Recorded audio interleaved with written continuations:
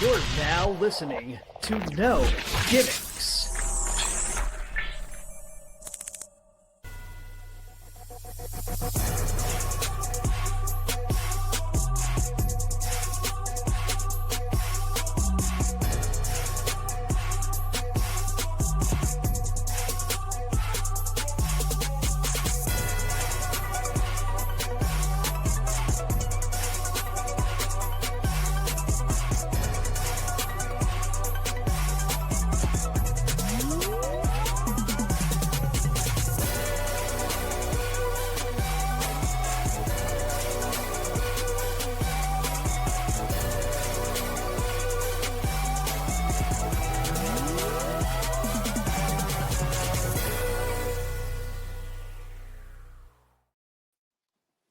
Yo, what is up, everybody? Welcome back to the No Gimmicks podcast here on the DFPN, and we are on the heels of a monumental shift in Metroplex Wrestling. Last night was an incredible night. If you did not get to watch Cold Day in Hell, please do yourself a favor. Get to the Twitch stream, watch Cold Day in Hell. We had one of the greatest nights in MPX history happened last night. I was so glad I was able to be there live and to see this night. But on the heels of that, we have even more questions. And specifically, one of the people that I wanted to get on this show for a while, because his story specifically in 2025 has been one of the most compelling stories, not just in MPX history, but in wrestling in general. This was one of the best storylines that we had this year. And joining us to talk about it is someone that I believe is the heart and soul of MPX, someone who has at times carried the company on his back, but also has shared that limelight with a bunch of people. And joining us today is none other than Tatum Manning. Tatum, thank you for coming on the show. Thank you for your time. First and foremost, immediate thoughts after last night. How are we feeling? Well, last night was all over the place, and you can expect that, in any, a fatal four-way, a triple threat, fatal five-way, six-pack challenge, whatever it is, right? Any situation you get into where it's a multi-man situation, right? Even the matches we've done in the past, Prison Break, my personal favorite, Hateful Eight, right? There's so many factors that go into, the outcome of the match. And on top of the fatal four-way last night, you had Corey at ringside, right? You got the shot caller, and the shot caller, nothing is shot caller proof, right? So anything can happen at any given moment. You create a plan, you go out there, you have an idea of, what needs to get done, and then a wrench gets thrown in the middle and all hell breaks loose. Yep. So it was definitely an interesting night. A lot happened from the time I walked out there to the time I walked back through the curtain. If anything, I walked into that match wanting to walk away with the MPX championship. If it can go on anybody else, Dylan Cavins, he's somebody who's busted his ass for years and years. If I'm happy to see anybody else walk away with it, it's him. So there's some mixed emotions in there. Obviously I walked in with a goal. I didn't accomplish that goal and I walked out. But, the crowd was happy. Huge reaction at the end of the night. So, you take the good with the bad and you move on. But, if anything, I'd say congrats to Dylan Cavins. You earned that. And if anybody deserves it on top of having earned it, then it's him. No doubt. That was one of the loudest reactions I have heard.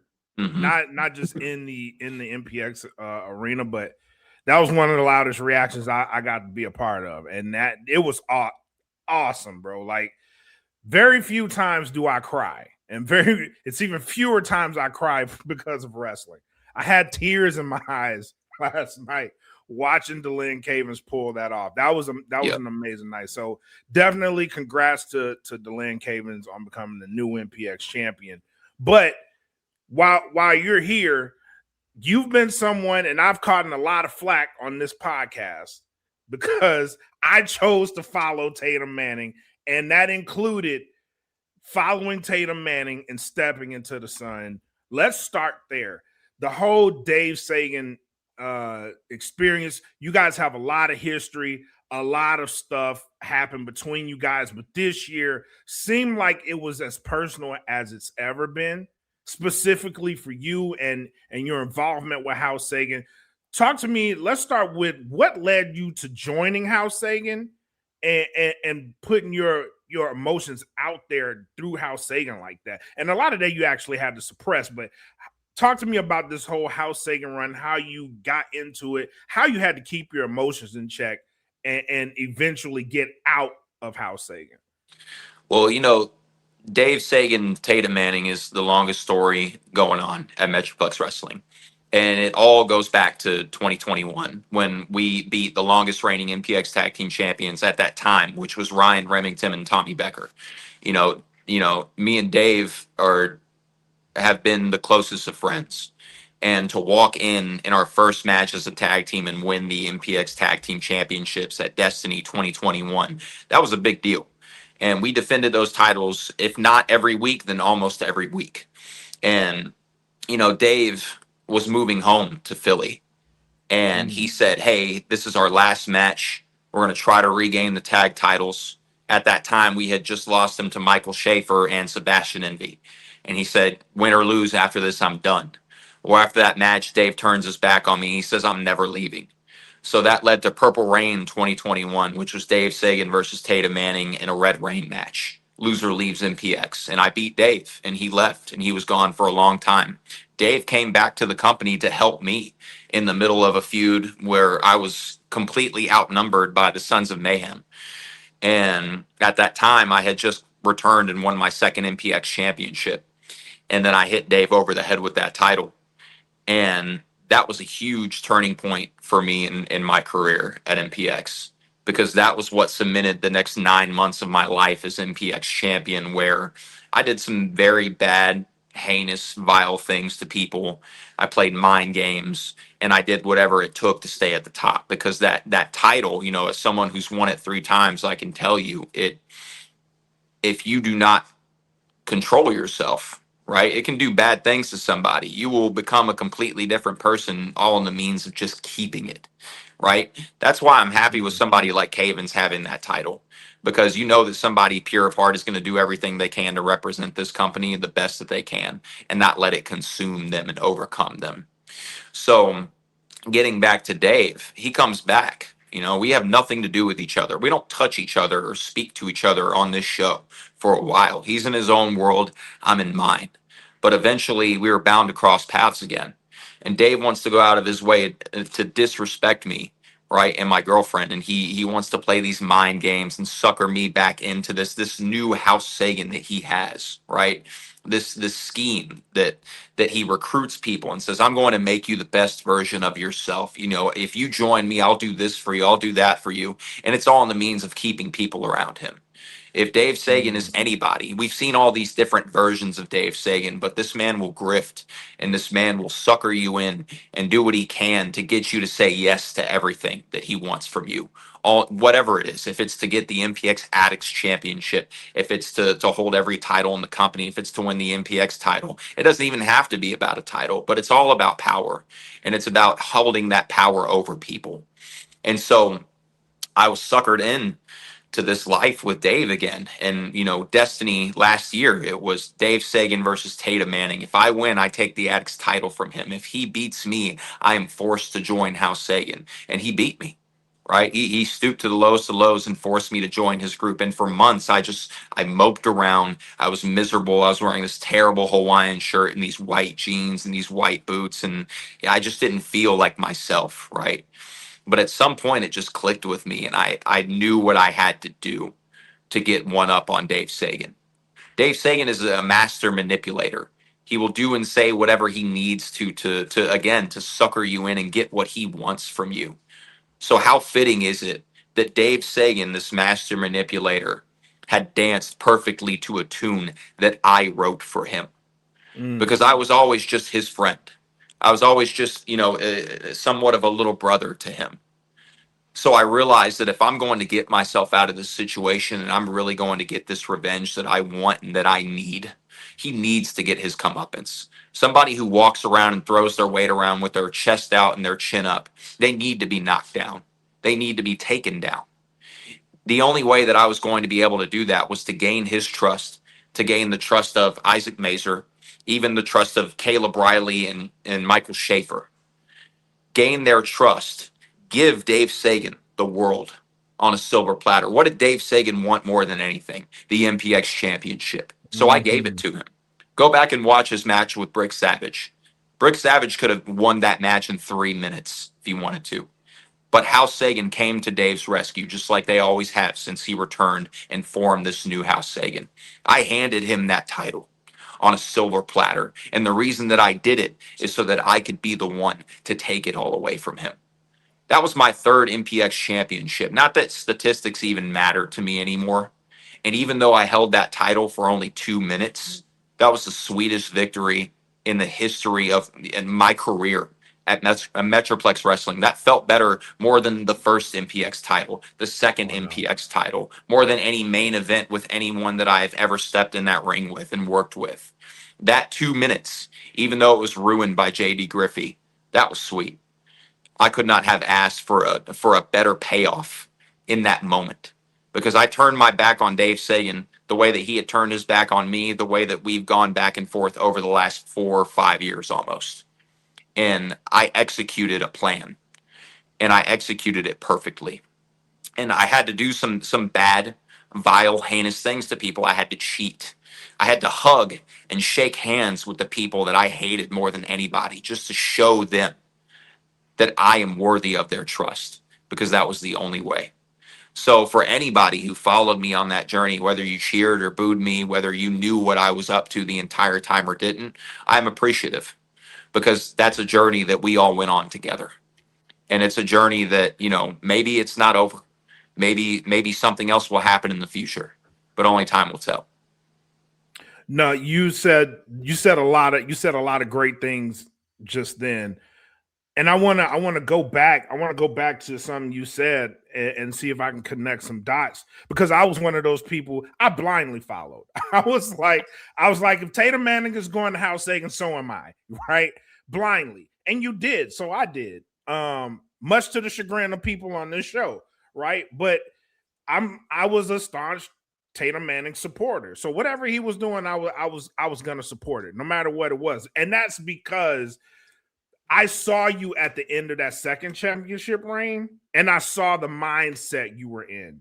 And then I saw you in House Sagan, and I saw what I perceived to be the mindset you were in and how different that was from that second championship reign. What did that feel like, having to stoop back to that level, knowing that you had a calculated plan in place? How did that feel like, just going back to something that you tried to run away from? I just knew that I didn't have a choice. And, for months I walked around and I was miserable in my situation. They pushed me around. They slapped me. They made me hold the ropes for them. They made me hold their hands, their titles. They humiliated me. And so it gets to a point where you either let it break you and you completely give in, or you sit in silence to yourself and you think, what has to be done? What do I need to do? 1, to get myself out of the situation. 2, to give them what they really truly deserve. And I knew that it was just the only way. I couldn't have gotten away with what I did to House Sagan by, defying them at every turn like I did in the start. I couldn't get away with doing what I did to House Sagan if I was just not giving them the illusion that I was 100% bought in to their scheme. The only way that I was going to pull this off is if I really truly convinced 2 master manipulators that I was truly 110% bought in to what they were trying to achieve. That was the only way. And did I want to cheat? No. Did I want to shake hands and hug them and smile with them? No. But I knew that I had to. It was a price that I had to pay to get to where I needed to be. So I did it. Wow. And the result of that, so we haven't seen Caleb Riley, we haven't seen Michael Schaefer, we haven't seen Isaac Mazer, and we haven't seen Dave Sagan. since that night that you did what you did. Do you think about them doing what you did, and that is formulating a plan to get back at you? Do you ever think about that? You can never not think about that. What the mindset that you have to put yourself in when you create enemies, or when enemies create you, when you get into a situation where, you know, you have to look over your shoulder. You have to know what to expect. I've done this so many times. I've played the numbers game, whether it was larger than life, whether it was House Sagan, whether it was when I got kicked out of Menage a Trois, even the crypt, right? I've been in this situation with civil disorder where it's 1v3, 1v4, 1v5, right? But you have to understand that you have the advantage if you sit back. You don't have to create a plan. You let them come after you. When it was civil Mm. disorder, I don't know if y'all are familiar with what happened back then. Civil disorder was a group made up of Brixton Shaw, Exodus Prime, Kari Wright, and Gabe Wilder. I tormented them. And it wasn't always a 4 versus 1 situation. I picked them off one by one because I knew I had to. I'm no stranger to being on the bad end of the numbers game. So if House Sagan fully reforms and they come after me, so be it. Those are the consequences of my actions, just like what I did to them were the consequences of their actions. If it's a never-ending story, so be it. Good. That I like that. JJ, what you got? Yeah, man. You know what? I'm gonna piggyback on what all we've been touching on because we've said it on this show, me and you, Kelvin, being such supporters of Tatum Manning through the good times, through the bad times, through the ups, through the downs, through moments where you were getting booed out of the building for things that you did as MPX champion, leading up to your grand return at the Texas Rumble 2024 when the building lost their mind when your Mhm. music hit and you came out through the curtain. You have something about you where no matter what goes on, you always have a way to put your soul, your stamp, your everything into MPX. And so for me, we saw what you did in 2024. We saw everything that happened this year with 2025. And now, as we get ready to wrap it up, we look forward to 2026. The Texas Rumble is around the corner. What are your goals? What are you thinking about for next year? Well, with the Rumble coming up very, very soon, um, obviously your number one priority. If you are going into the Texas Rumble and you are not the MPX champion, you are entering that match to win and get an opportunity to face the MPX champion at Destiny. If you're not, then why are you here? Right? And it's not even necessarily about being the best, but it's about making something of yourself. It's about creating moments that last forever. Like I said, I'm not a statistics person anymore. I don't count how many titles I've won. It's about these moments that I can create that live in people's heads and in their hearts forever. If I win the Texas Rumble, perfect. I go on to Destiny. I face the MPX champion, regardless of who it is. If Delin Cavens still has it, I'd be more than happy to wrestle Delin Cavens one on one for the MPX championship. If JD weasels his way back into that title picture and takes it, I'd be more than happy to take it from JD, somebody who doesn't deserve it and hasn't truly earned it. Right? Um, when it comes to the future, I've stopped having deeply rooted expectations because we can plan so much and we can put together so much and not just in wrestling or career, but in every aspect of life.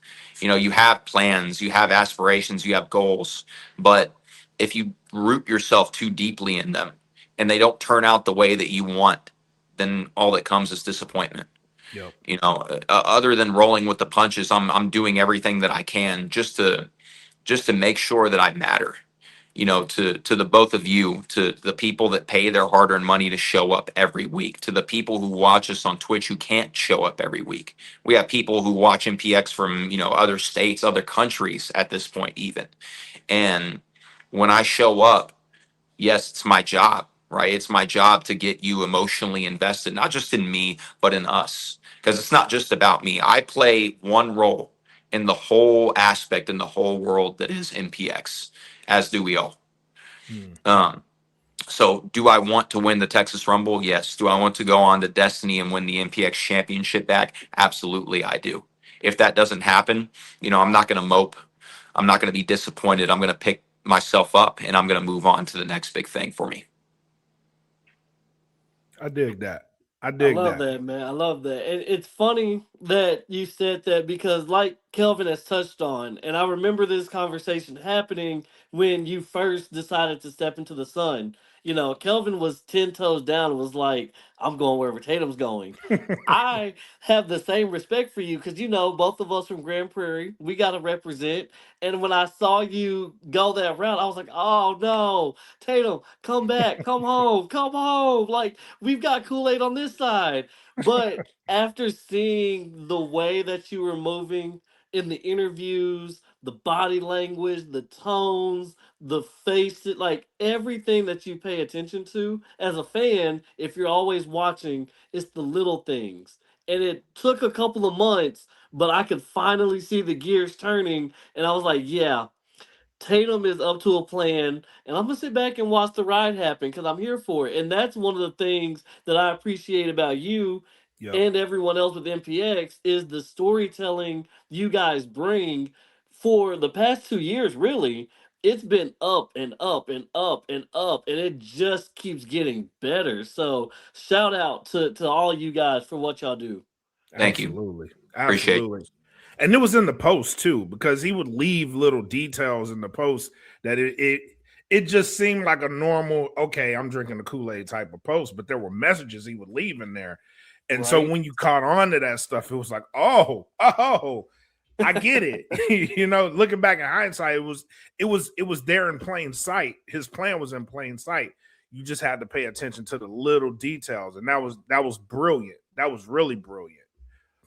And But I listen when I can. So being out there every week, on the ground in that situation, you hear bits and pieces from the crowd. They say, "Oh, well, I think he's up to this, or I think he's, fully involved that." Right. So it's a whole journey that you're going on, and people can perceive it however they want until what happens. And when you have this huge moment that pays off everything that's been happening over the last, year or almost a year, that's that moment. That's where you get sucked in mentally, emotionally. And that's the investment that we look for as, as athletes, as performers, as people who are just, giving our everything out there. And so the crowd, that's why I started with, whether you boo me, whether you cheer me, we greatly appreciate it, because that tells us that you care. yeah, And without y'all, we just simply would not be here doing what we do. So thank you. no problem, man. Y'all give us a reason to, so thank you guys. But talking about this story, we actually do have a question from the chat. Mhm. And the biggest part of this was the success of House Sagan, right? And you were directly tied to that. So you had a bunch of the championships in House Sagan that was being won. And now once you took everything from Dave Sagan, it's all gone. And one of the questions from the chat is, what are the chances that we could see other talented people break away from Dave?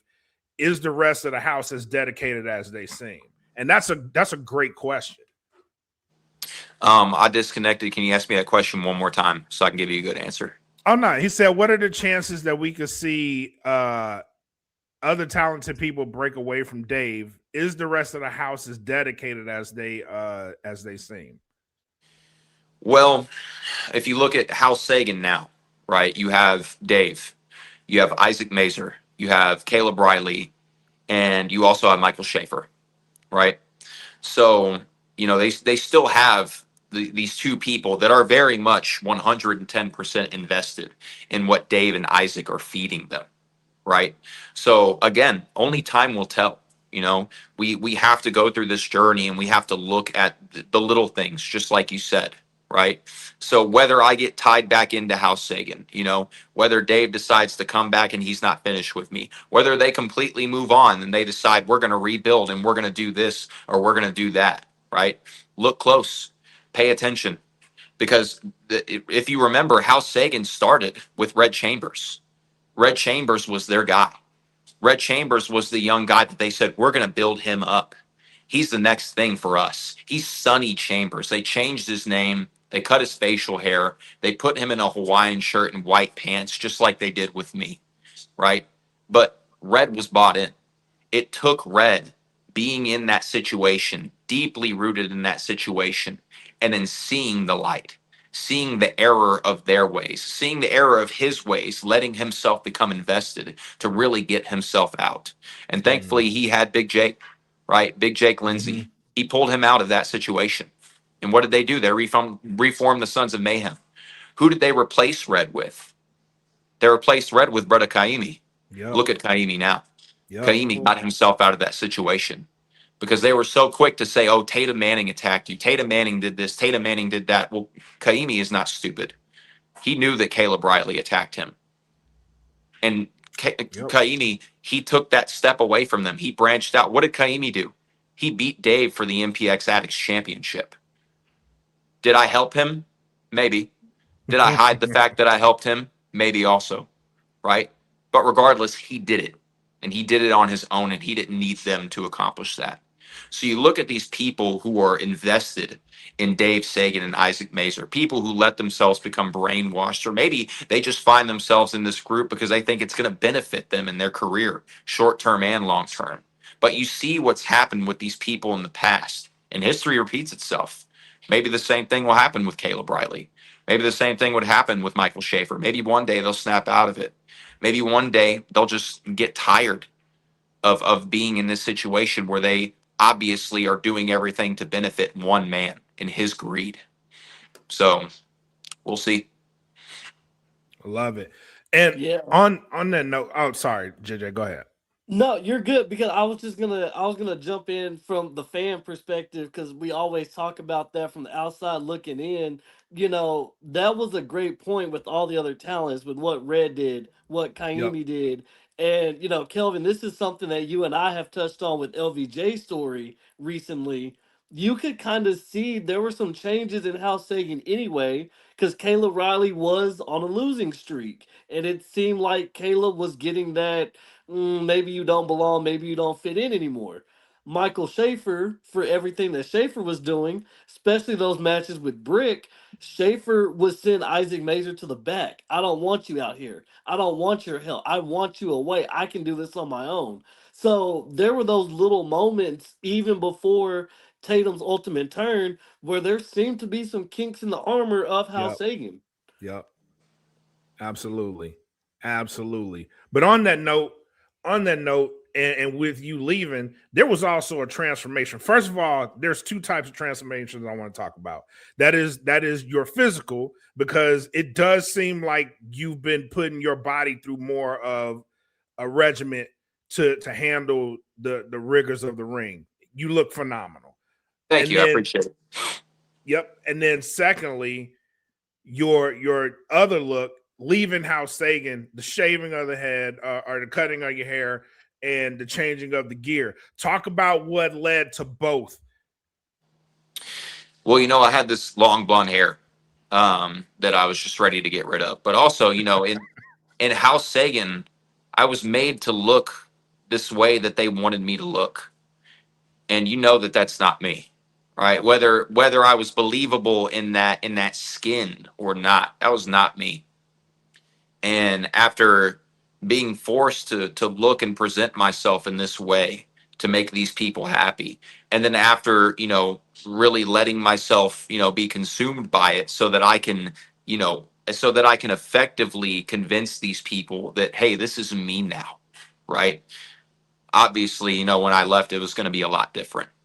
And, you know, the cutting hair, you know, getting rid of the shirt, getting rid of those pants, getting rid of that skin that just did not feel right on my body. That's just me shedding skin. You know, this is me. And if I'm angry, then I'm angry. You know, if I walk out and I have this stern look on my face, then that's me now. Right. Yep. And a lot has happened since the last time we spoke. And a lot's happened just in the last couple months. Right. And, you know, life and the experiences that we go through, they change us. Unfortunately, I got so deep into this person that I was convincing them that I was, that I unfortunately alienated a lot of people. When I came back at the Texas Rumble 2024, like JJ was saying, I had turned a new leaf. I was all smiles. I was ready to pour my heart out to this crowd, pour my heart and soul out every single week. Right now, I might not be all smiles. I might not be all handshakes, high fives, and hugs like I've been in the past. But I've gone through more since then. Right. Right. Love it. JJ, any last questions you got? Yeah, man. Just one final question for you, and this kind of reflects back to MPX and the growth that you all have had as a company the past few years. 2024, MPX made his debut in Grand Prairie, with Destiny. Then you look at 2025, the debut in Irving with the Texas Rumble.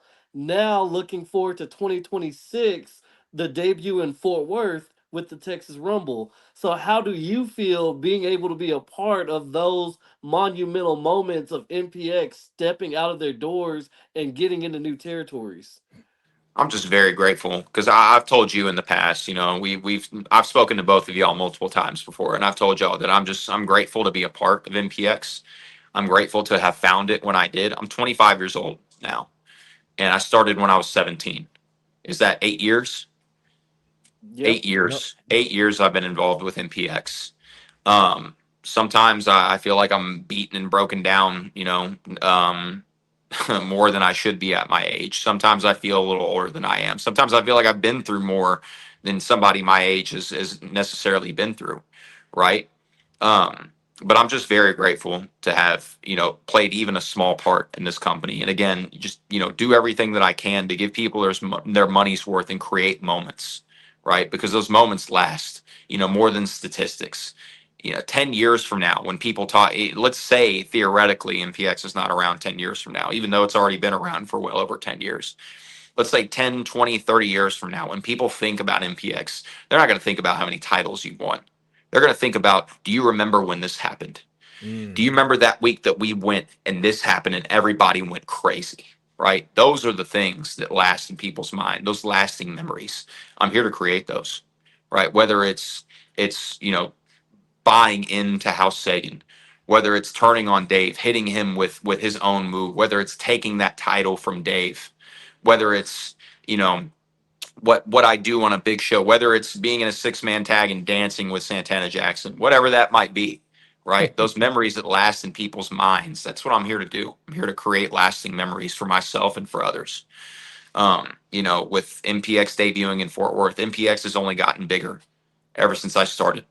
It was an old building with, wood block lettering on the back wall and fluorescent lights when I started. Now look at what it is. I've been other places. I've wrestled in other, cities. I've worked with other people and other promotions, but nothing has ever come close to what MPX offers to me, to us, to you, the fans, right? The loyal people to who come in and show up every week and get emotionally invested in what we do. There's nothing else like MPX on the independent circuit at all. Quote me on it. That's a fact. That is a fact. Facts. So, and people will say, you confine yourself to just your backyard. You're just in this place all the time. Well, this place, I built something for myself here. And this place is going nowhere but up. And we have so many people to thank for that, right? We have all the people who work so hard behind the scenes to thank for what MPX is today. So I would not rather spend my Saturday nights and beat down my body at my young age for any other company out there. That's what makes it special. Honestly, Yep. that's what makes it special. Yeah, and it's not just a cliche. I think if you experience MPX, it's hard to argue that there's anything better out there weekly Mhm. on a weekly basis. It's hard to argue.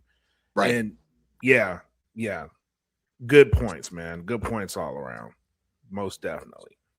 Well, before we get out of here, let the people know where they can find you. Obviously, you're going to be on MPX, but let the people know where they can find you on your socials. Yep. Twitter, Instagram at the Tatum Manning. Give me a follow. You'll see everything that I'm all about. unfiltered, undisclosed. This is me. This is my life. This is what I do. And, MPX is a huge part of my life. And, it always will be, even, one day when it's gone or one day when I can't do this anymore. I'm very grateful. I'm ready for the next chapter, whatever it brings me. And thank you for taking that journey with me. Thank you for coming along for the ride. Absolutely, man. It's a lovely ride. It's a lovely ride. I may get criticized for it, but I'm always on the ride, bro. And thank you so much for your time today. This is a lovely chat. We can't go too long without these happening again, man. we had a lot absolutely. To catch up on. So please come back. Let's make it frequent. We'd love to have you on as much as we can and, yes, sir. And promoting MPX, man. Thank you so much. Anytime. JJ, thank y'all for having me. No problem, man. JJ, any last words? If not, bring us home, man. Hey, man, like we always say, thank y'all for everyone that comes out to the shows live. Thank y'all for tuning in on Twitch. Thank y'all for listening and following along with No Gimmicks.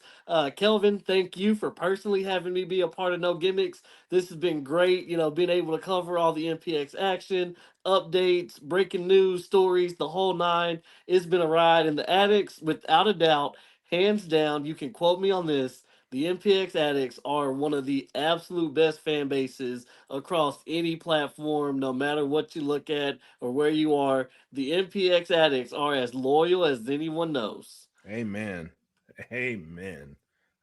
But thank you guys for tuning in tonight. Come back, because after this, we got to get the former champion. It's going to be on No Gimmicks, so he'll be stopping through. That's going to be a fun one, but thank you guys for tuning in to this one. Great interview. Y'all know what it is. Till next time, be safe. Take care of each other. Enjoy what you're going to enjoy. Peace. And I know it's all business, all business, all business. We give them no gimmick. Yeah. And I know it's all business, all business, all business. We give them no gimmick. Yeah. And I know it's all business, all business, all business. We give them no gimmicks.